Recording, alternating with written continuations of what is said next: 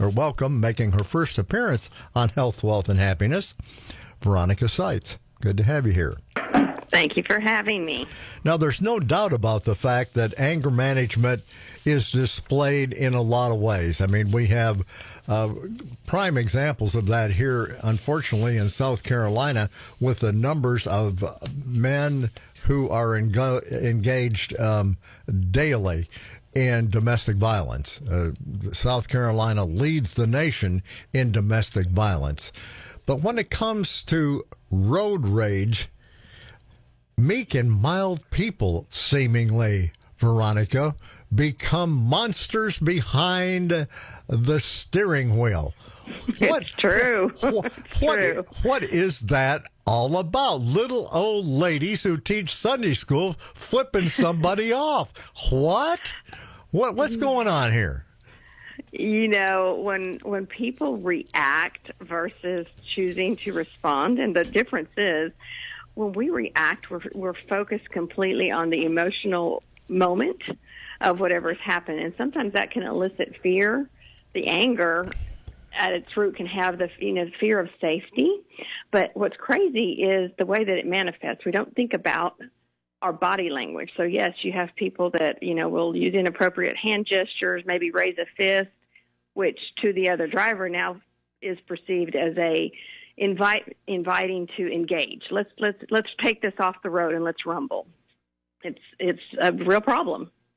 And it isn't just men. As I've indicated, if you look at a lot of the things that make national news especially, it's a couple of women rumbling, to use your vernacular. It is. It's pretty intense that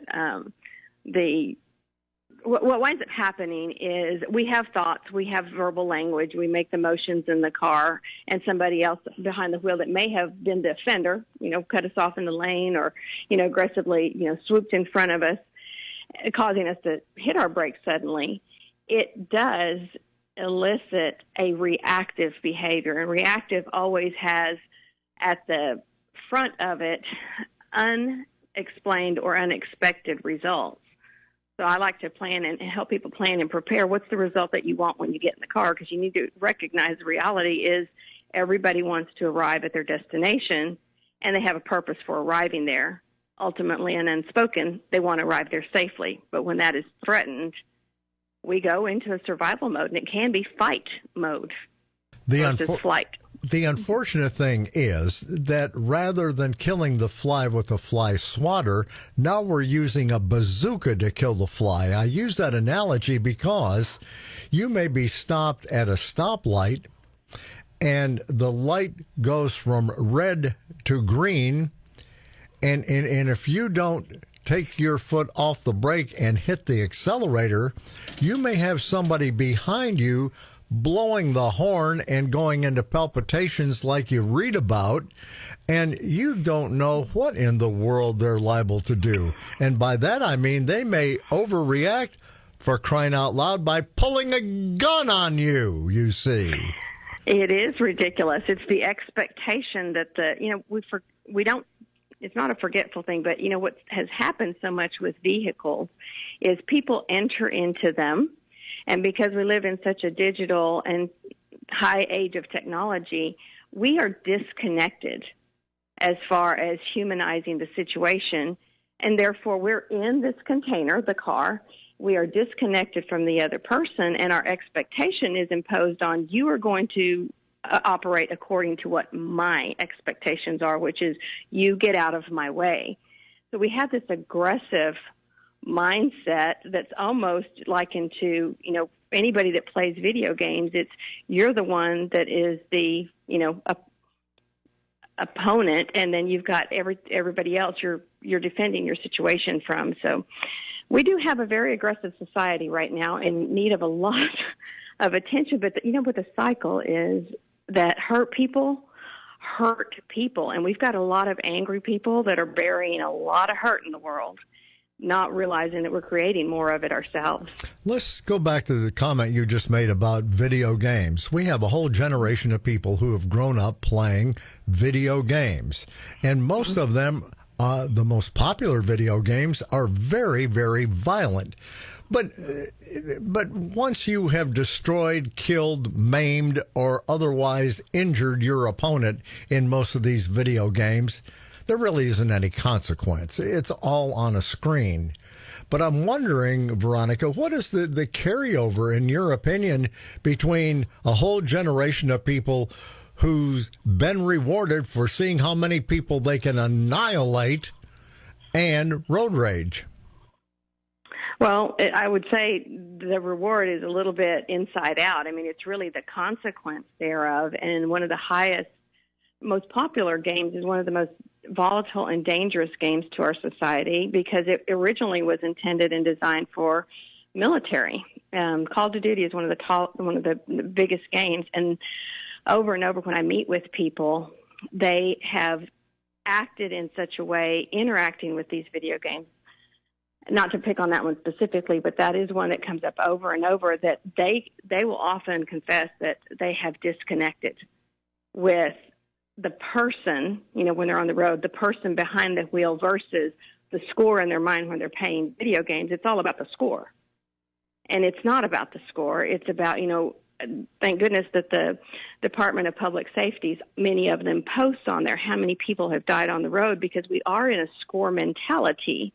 And we need to see the numbers, because none of us want to be the number. But when we really take into consideration that it's not a reward, it's actually the consequence of, what we see as a reward on a game, it flips the other way, and it has a very high cost in society. One of the things that has been proven beyond a shadow of a doubt that causes carnage on the highway and causes much discontent among, I think, all drivers are those people who seemingly have no regard for safety and think it's perfectly all right, Veronica, to text while driving. And the way in which various states in the union have handled the penalty for texting goes from the ridiculous to the sublime. Here in South Carolina, the penalty is ridiculous, in my opinion. What is that penalty, you might ask? Well, if you were caught, first offense, for texting while driving, the horrendous fine is, you ready? $25. You want to hear it again? Wow. Now, do you think many people are going to quit texting while driving if they have to pay a horrendous fine of 25 American dollars? I would say probably not. That's just a guess on my part. Oh, that's a very, very appropriate guess, simply because, if you think about $25, maybe a night out to eat, and many people skip a meal. So that's really not anything more than just saying, you know what, we're just going to acknowledge this and, give you a slap on the hand, if that, slap on the wrist, and just, go on about your way, don't do it again, as opposed to, I would encourage communities really to think about if that's the progress, have that person go do community service with somebody that has actually been injured in a texting and driving accident. Help them understand and realize that, there's more to this. If there's a time investment or a time lost as a consequence, then the money value doesn't really begin to equate that there are people attached to this. The consequences impact families, individuals, and communities when this happens, and the risk is real. And what isn't my opinion is the fact there's a lot of research to prove that you are more deadly behind the wheel texting while driving than you are drunk while driving. Well, there's absolutely so much distraction.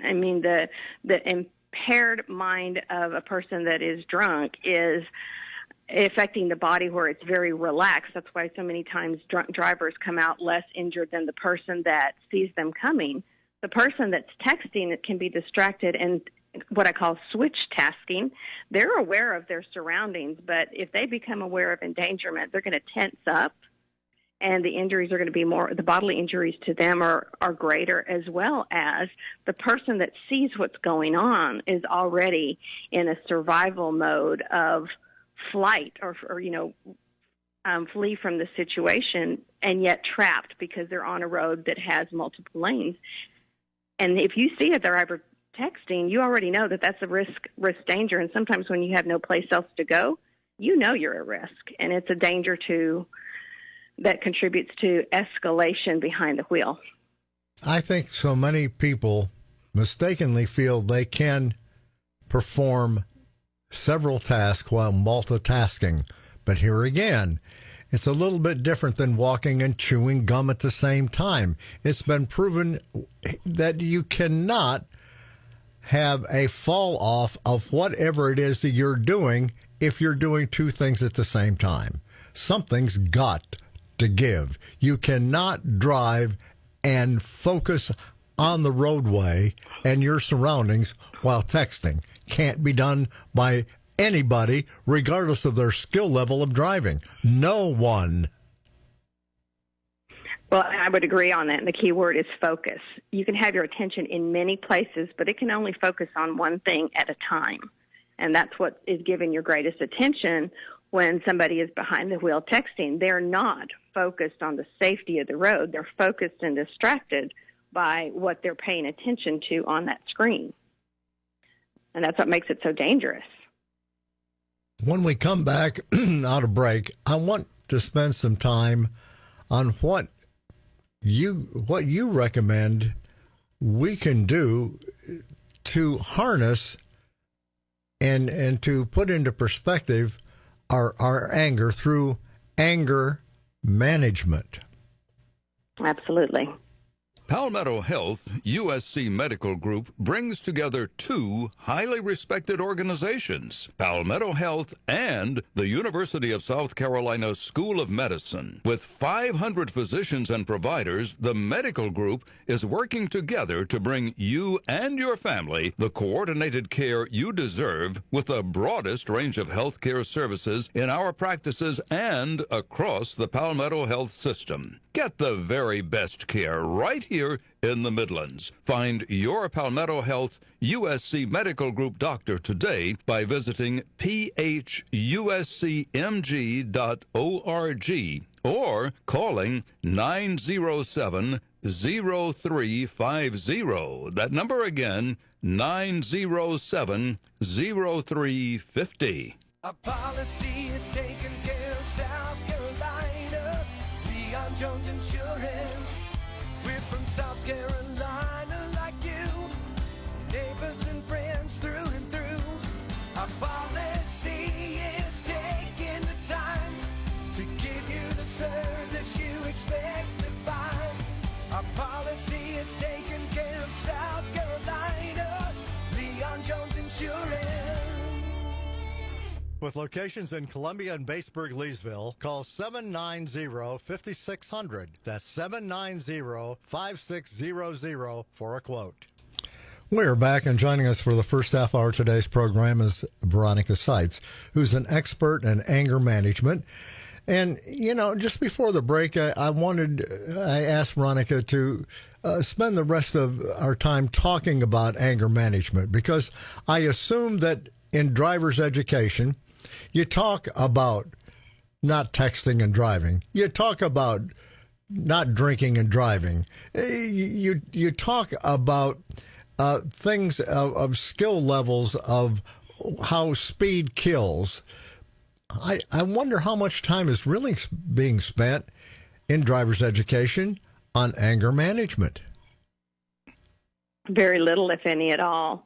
The dangers of emotions that are out of control, whether it's anger management or somebody that has, received grievous news and they get behind the wheel and they are hysterically in a place of grief, are situations that create dangers on the road. And a lot of attention ought to be given to that, because those are as dangerous, because again, the mind is not clearly able to focus in circumstances of grief in the same manner as if inebriated. They can't, the brain is operating on a completely different level as it is when anger kicks in and becomes a toxical spray of chemicals in the brain.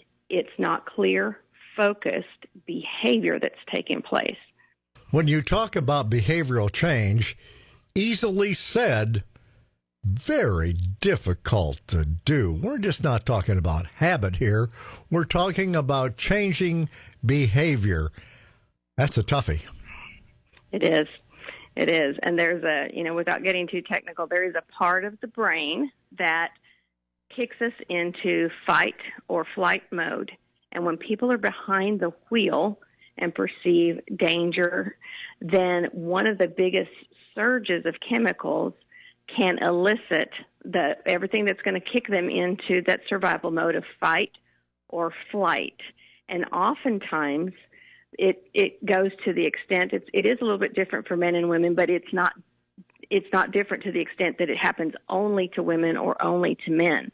That release of all the chemicals releases a survival mode. And some people become very fearful and angry. Some people can sense the adrenaline and the fear and, just speed off and I don't want to deal with it and be non-confrontational, which, again, for the person behind the other vehicle, they may perceive that as you just offended me and now I'm going to come after you. And seemingly, you really wonder, what are these people thinking? I don't know if you saw this video or not. It went viral. It was on all of the news channels about 10 days ago. It showed a guy driving a FedEx semi-tractor trailer truck, pushing a guy who was, or a person, I don't know if these were men, that could have been women, pushing somebody who was driving a school bus off the road. Evidently, the guy driving the FedEx semi felt that the school bus driver had edged him out of his lane, and he retaliated by pushing the school bus into oncoming traffic. Now, fortunately, there were no kids on the bus. But now, supposedly these are, quote, professional drivers. Not amateurs like most of us, professional drivers. You'd like to think they would control their anger. Not so much in this case. Yeah, as an employer, it's so difficult. We can check background records on the driving record and the history of safe driving, but unless we sit down and we really give them scenarios and how are you going to handle these, and provide some skills in training how to do this, because number one, it is an individual behind the wheel, whether they're representing a brand or they are privately in their own vehicle. When you put somebody behind the wheel, it doesn't matter whether they're on the payroll for them as a driver. What matters to them is that they become enraged, they become endangered, and they become reactive. And what I help people do is really to understand the value of being planned, prepared, and to respond versus reacting, because repetition of those types of things are going to develop different types of habits based on the result that you want. But it takes a lot of training to do that and activate it. You'll love this. I don't know. Did you see the clip that I'm talking about? I've heard of it. I did not see it. Well, here's the kicker. When contacted by the media, here's what the employers had to say. The school district said, we have fired the school bus driver. FedEx said, and if this isn't lawyer talk, please tell me what it is, we are looking into the matter. Now, why would you not say, yeah, we saw the video, and hell yes, the guy's been fired. Oh, no. We are investigating and looking into the matter. What's there to look into the matter? The guy ran the school bus off the road into oncoming traffic. What are you looking at, you see? But the whole idea of this discussion is, it ain't going to get any better if that's the attitude of employers, of drivers, of people in general. What on earth is, what can we do? Right. And we have to think about it. I mean, if Einstein was right and we want different results, the behavior has to change. Otherwise, we are insane to keep doing the same thing over and over and expect different results.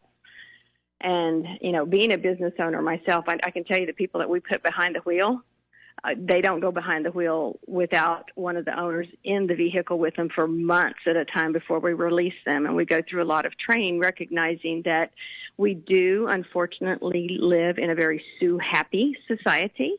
So people and I don't want to just focus on the commercial, but people that are driving commercial vehicles have a lot at risk, not more so than the individual that's just on their way to work, but by the same token, they also are at greater risk of losing a lot more, because when a average person going to work is perceived or assaulted by another vehicle, in this case the two that you mentioned, that doesn't just put the company at risk. What people need to understand is that company can cover all their bases, and legally they will look into it so that they are covered by liability. But that one driver is also now held accountable and can be pursued by the driver that was, his safety was threatened or maybe incurred bodily injury. It's just mind-boggling when I saw the headline that came out from AAA that some 8 million people are involved in road rage. That is mind-boggling to me. And if you talk with people, I doubt seriously that you could find anyone, Veronica, who would say, I don't know what you're talking. I've never seen any examples of road rage. Everybody can identify, and some will even be honest enough to say, yes, I have encountered it. Or I have perpetrated road rage. I mean, you see some nimnal, who's texting in front of you, and they're paying little or no attention, not only for their own safety, but for years. Tell me that doesn't anger you. Of course it does. You're upset. You say, what is this nimnal doing? Because he's endangering your life, the life of the people in your automobile, and everybody on the highway. Not only their own safety, but everybody on the highway, you see. And that's what it is. That's, unfortunately, I think if people would and could sit down and read the reports of, what are these multi-car pileups? What's the contributing factor to it? They will be alarmed at how many are attributed to, distraction by some type of technology, whether it was texting or being on the phone, some handheld device that is distracting them from focus on the road. Well, what concerns me most is probably what you said as being accurate, is that in driver's education today, very little time is being spent in dealing with the reality of anger management on the highway, which is something to me as important as understanding the road signs that you look at, because this is a part of driving today. It ain't going to go away anytime soon.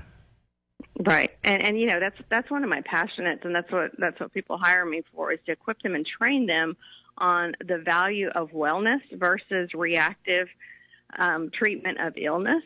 And in this case, the mental equipping of a mind on how to plan, be prepared for, and ignite the proper activities if instigated on the road. If somebody, if you are perpetrated by somebody and become the victim of road rage, then if you have a plan and you're more prepared, you're more apt to take the right actions for yourself as opposed to engaging and escalating things. And we live in a society right now that, unfortunately, the component I'm going to bring up is we have a very reactive society to when things are wrong, then we go back and try to figure out how they went wrong, versus why don't we focus on the wellness of it? And in case in point, why aren't we focusing on the driver's ed component that deals with the biggest life-threatening factors on the road, which are distractions, as opposed to, we see the problem. How many lives is it going to take lost before somebody actually finds the value of putting that into the curriculum of driver's ed? Because it is real, and it is a threat that is not going to change until something changes about our equipping and engaging in the right behavior. Veronica Sites, I thank you so very much for coming and sharing on Health, Wealth, and Happiness. Thank you for having me.